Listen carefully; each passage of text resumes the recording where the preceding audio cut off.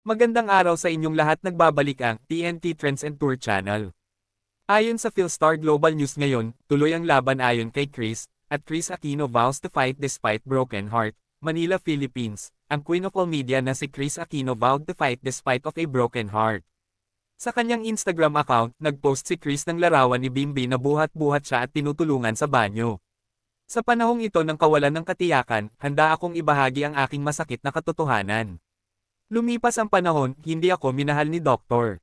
M. Pinili niyang umalis nang dumami na ang aking mga kondisyon sa autoimmune. Sa aking depensa ay natanggap ng MD ang tamang professional fees kahit noong kami ay mag-asawa.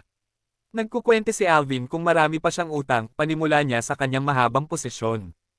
I edited because there are two children whom I love, they will remain in my heart.